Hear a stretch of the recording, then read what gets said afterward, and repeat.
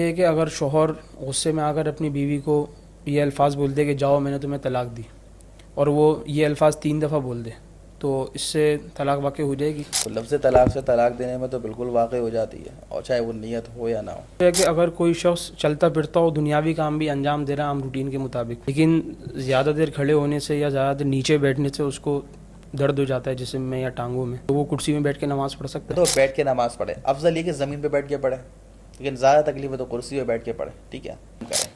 پھر ایسے لوگوں کو چاہیے کہ وہ کرسیاں ایک طرف لگائیں تاکہ ان کا قیام بھی ہو جائے، لیکن عام طور پہ بعض دفعہ بیچ میں کرسی لگی ہے، وہاں کرسی لگی ہوئی، تو پھر صفیں متاثر ہوتی ہیں۔ اگر قرآن دازی کرائیں، اس کی انٹری فیس 500 روپے ہو، اور جس کا نام نکلے اس کو عمرے کا ٹکٹ دے رہے ہیں، تو ایسا کرنا درست ہے؟ دیکھ، اس کو علماء نے منع کیا ہے، اس کی وجہ یہ ہے کہ یہ قسم کے جوئے میں آ جائے، قمار میں۔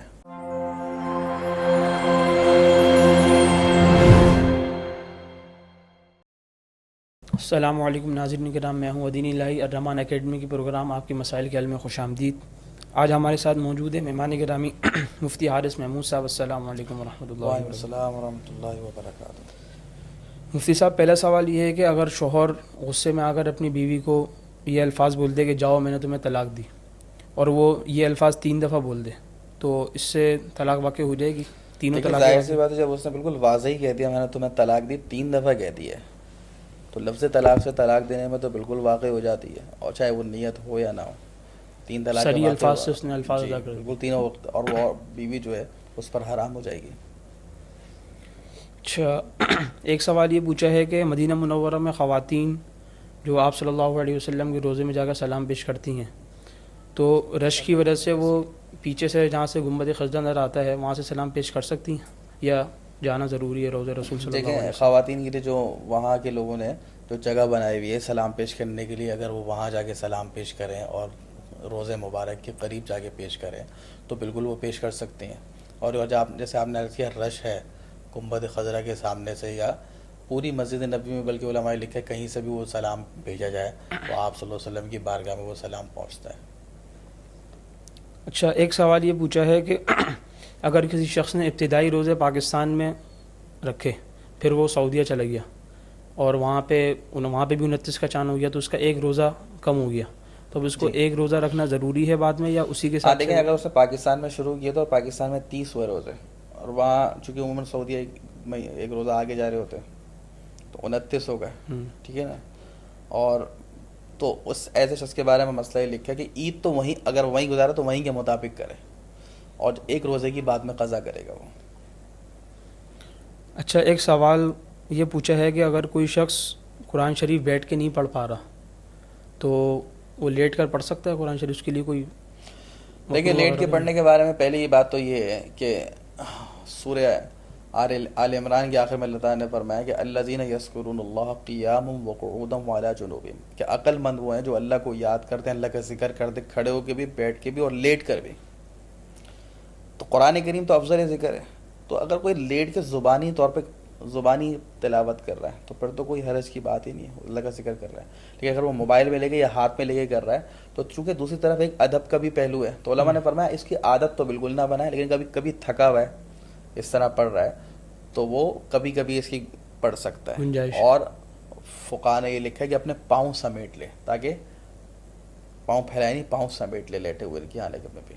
جی اچھا، ایک سوال یہ پوچھا ہے کہ عذر کی وجہ سے تخت پر نماز پڑھ سکتے ہیں؟ دیکھیں، تخت جو لکڑی کا تخت ہوتا ہے تو اس پہ تو ویسے بھی نماز ہو جائے گی، اور آپ نے کیا سجدے کا بھی پوچھا ہے؟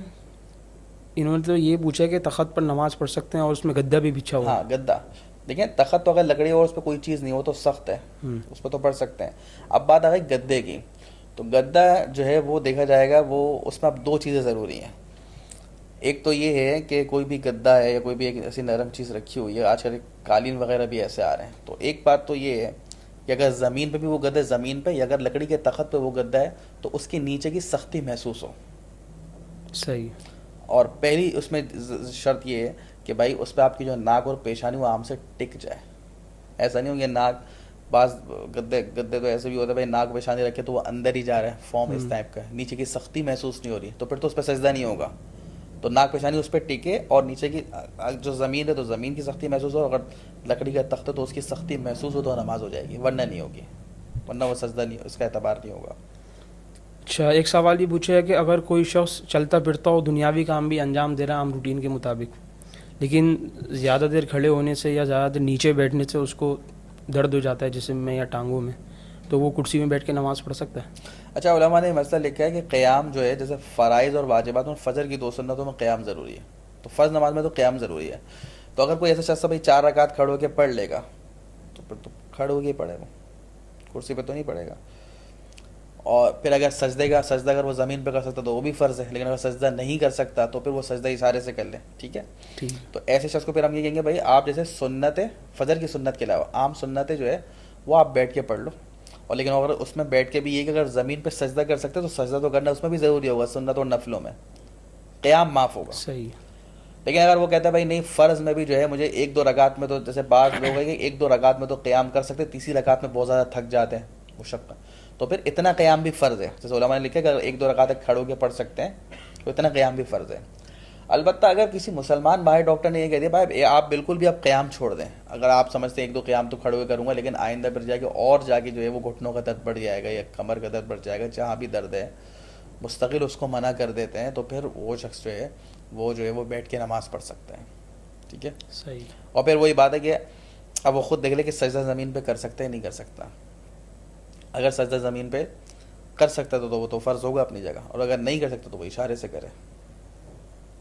اچھا اگر کسی شخص پر قیام ساقط ہو جائے کسی عذر کی وجہ سے, وہ نیچے بیٹھ کے نماز پڑھ رہا ہے, تو دیکھیے قیام, آپ تو پچھلا سوال کیا تھا نا, وہ تو کھڑے ہونے کا مسئلہ تھا. قیام ساقط ہونے کا یہ ہے کہ کچھ لوگ کہتے ہیں ہم کھڑے تو ہو سکتے ہیں لیکن ہمارے گھٹنوں میں تکلیف ہے یا کمر کی تکلیف ہے, ہم زمین پہ سجدہ نہیں کر سکتے. تو جو شخص زمین پہ سجدہ کرنے پر قادر نہ ہو لیکن کھڑا ہو سکتا ہے تو قیام پھر بھی اس سے ساقط ہو جاتا ہے. قیام ساقط ہو جاتا ہے. قیام ساقط ہو تو وہ بیٹھ کے نماز پڑھے. افضل یہ کہ زمین پہ بیٹھ کے پڑھے, لیکن زیادہ تکلیف ہے تو کرسی پہ بیٹھ کے پڑھے, ٹھیک ہے. قیام اس سے ساقط ہو گیا. ہاں اب علماء یہ کہتے ہیں کہ بھائی افضل کیا ہے, قیام کی جگہ قیام کرے, رکوع کر سکتے رکوع کر سکے, وہ بیٹھ کرسی پہ یا زمین پہ بیٹھ کے اشارے سے سجدہ کر لے, یہ افضل ہے. قیام کی جگہ قیام کرے. پھر ایسے لوگوں کو چاہیے کہ وہ کرسیاں ایک طرف لگائیں تاکہ ان کا قیام بھی ہو جائے.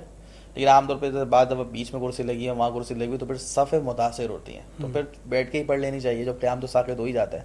لیکن عام طور پہ جو اپنی نماز پڑھ لیں تو اس میں وہ قیام کی جگہ قیام کریں, یہ افضل ہے. اچھا مسجد میں جو کرسیاں لگی ہوتی ہیں وہ صف کے کنارے میں اس کا پچھلا پایا ہوتا ہے جی, اور اگلا پایا اس کا آگے ہوتا ہے, پھر وہ آگے بیٹھ رہے ہوتے ہیں, تو کیا کس طریقے سے ترتیب رکھنا ضروری دیکھیں ہے؟ اصل تو اعتبار پچھلے پائے گئے نا. اب پچھلا پایا جب رکھا ہوا ہے اور آپ بیٹھے ہوئے ہیں تو اس کا مطلب یہ ہے کہ آپ صحیح ہے صف کے حساب سے سب کے. لیکن اگر آپ کھڑے ہو گئے تو آپ آگے چلے گئے نا, جی. یہی میں کہہ رہا ہوں. تو لہٰذا یا تو یہ اس طرح کر لیں کہ بھائی وہ کرسی والے ایک ہی طرف آ جائیں تو پھر تو ٹھیک ہے, لیکن اگر آگے پیچھے اس طرح کی کوئی ترتیب نہیں ہو رہی تو پھر قیام تو ساقط ہو ہی جاتا ہے, تو بیٹھ کے ہی پڑھ لیں تاکہ صف جو ہے اس میں خلل نہ آئے.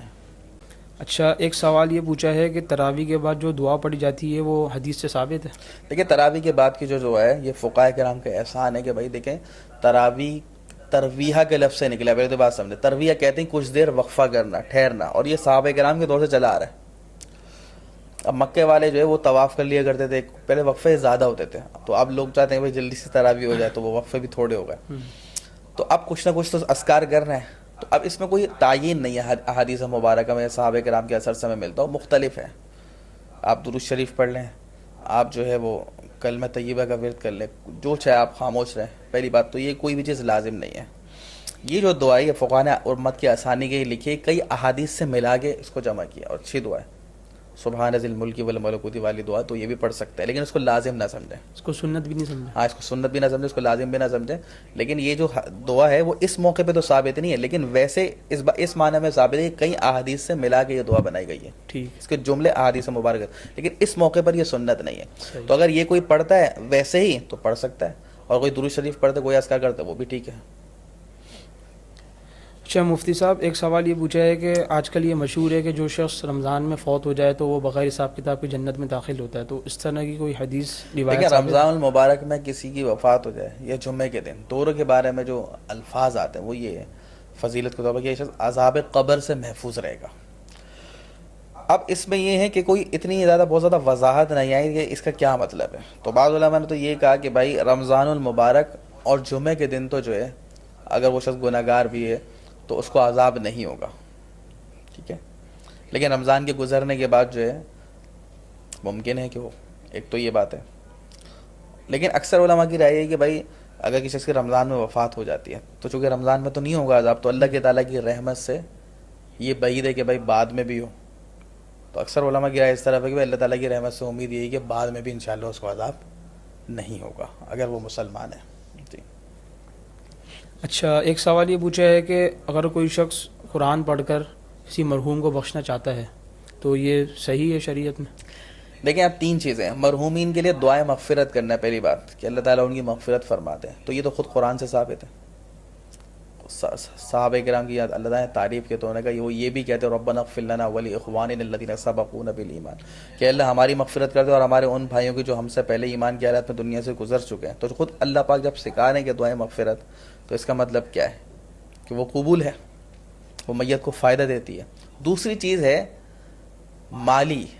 مالی صدقات, وہ بھی بالکل بھی اس میں بھی کسی علماء کا اختلاف نہیں ہے. حدیث میں خود ہے کہ بھائی جب ابن آدم دنیا سے رخصت ہو جاتا تو انقطع عملہ, اس کا عمل منقطع ہو گیا, مگر یہ کہ تین چیزیں اس میں, ایک کیا صدقۃ جاریہ, تو صدقہ جاریہ یہی ہے, مسجد میں پنکھے لگوا دیے, کوئی بھی رفاہی کام آپ نے کروا دیا. اب جو قرآن کریم کی تلاوت ہے یا کوئی نفل پڑھ کے بدنی عبادات, تو اس میں بھی علماء کی رائے ہے کہ اس کا ثواب پہنچتا ہے. ایک تو ابو داؤد شریف کی روایت سے استدلال کرتا اللہ کے رسول علیہ السلام نے فرمایا اقرؤوا یاسین علی موتاکم, کہ اپنے مردوں پر سورہ یاسین پڑھا کرو, ٹھیک ہے. تو ایک تو اس روایت سے علماء نے استدلال کیا. دوسری بات یہ سمجھیں کہ بھائی جب علماء نے کہا کہ ایصال ثواب, کسی بھی نیک عمل کا ثواب پہنچانے کی روایات موجود ہیں, دعائیں مغفرت کی میں نے عرض کی, اور مالی جو صدقہ جاریہ ہے, اور کوئی ایسا عمل ہے جس میں مال خرچ ہوتا ہے, اس کی روایت تو بکثرت ہے. تو وہ یہ کہتے ہیں کہ بھائی جب اتنا ثابت ہو گیا تو اس کا مطلب یہ ہوا کہ کوئی بھی نیک عمل پہنچا سکتے ہیں. اور یہ بطور مثال کہ آپ کو سمجھیں کہ دو تین مثالیں جو ہے وہ قرآن و سنت میں آ گئی. اس لیے قرآن کریم کی تلاوت ہو, ذکر و اذکار ہو, تو اس کا ثواب بھی جو ہے وہ مرحومین کو پہنچتا ہے. حج عمرہ بھی کر سکتے ہیں مرحومین کی طرف سے. بالکل. اچھا, ایک سوال یہ ہے کہ رمضان المبارک کے مہینے میں اگر قرآن دازی کرائیں اور اس کی انٹری فیس 500 روپے ہو اور جس کا نام نکلے اس کو عمرے کا ٹکٹ دے رہے ہیں, تو ایسا کرنا درست ہے؟ دیکھیں یہ کوئی بھی چیز ہے, جب آپ نے انٹری فیس وغیرہ لے لی ہے 500 یا 1000 روپے, اور پھر ایک کو انعام مل رہا ہے باقی کو نہیں مل رہا, تو اس کو علماء نے منع کیا ہے. اس کی وجہ یہ ہے کہ یہ قسم کے جوئے میں آ جائے, قمار میں. کیونکہ دیکھیں جس کا انعام نہیں نکلا اس کے تو 500 روپے چلے گئے نا, کچھ فائدہ نہیں ہوا, 500 چلے گئے. اور جس کا انعام نکلا تو 500 کے بجائے بڑا انعام جو بھی 50,000 لاکھ 2 لاکھ کا رکھا ہوا ہے, تو اسی کو جو ہے قمار جوا کہتے ہیں. یا تو پیسے چلے جائیں یا پیسے کے اوپر پیسہ آ جائے.